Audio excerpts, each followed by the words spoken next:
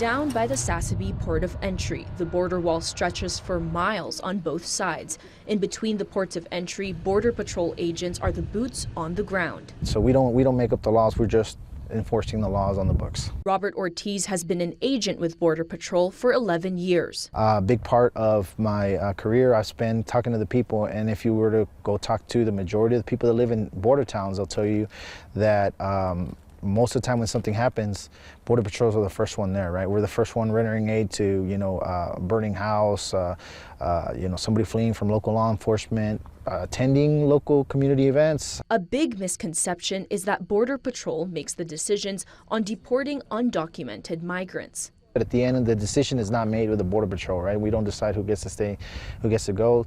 We apply the laws that are on the books right now, and then it's out of our hands after we've done our part. Much of their enforcement is focused on crossings. Any person, including U.S. citizens, must enter the United States through an official port of entry. Anybody that comes up and over, underneath, or through this fence, and they did not present themselves at a port of entry, that is considered an illegal entry into the United States. That includes human trafficking. So when you're talking about smuggling or removing somebody from this area, where you really get in trouble is when you take anybody from the border region into the United States. Agents also encounter humanitarian groups who take trips to the border, providing aid to migrants in need. One such group is the Tucson Samaritans. What we do is we give food and water and a shoulder to cry on, or a hug if they need it, while we sit and wait for Border Patrol. The Samaritans often interact with Border Patrol agents who make their rounds by the campsites.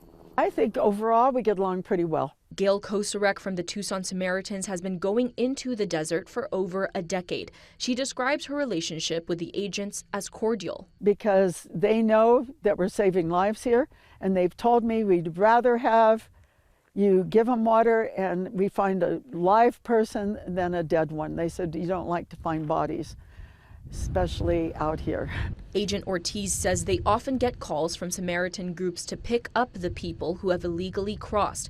He says from the Border Patrol standpoint, the interactions are professional. At the same time, we do have a job to do, and we were going to get our job done with the help of them or without them. Agent Ortiz told 13 News that Border Patrol has seen about 250 arrests per day, a sharp decline from the highest numbers of encounters along the border in December of 2023. A proclamation released by President Joe Biden in June of 2024 was a possible catalyst for the drastic decrease. It stated that non-citizens who cannot provide a legal basis to remain in the United States will be immediately deported. Those deported could be subject to at least a 5-year ban from re-entering the United States and criminal prosecution. According to the Department of Homeland Security, 3 weeks after the proclamation's release, border encounters at the southwest border decreased by over 40%.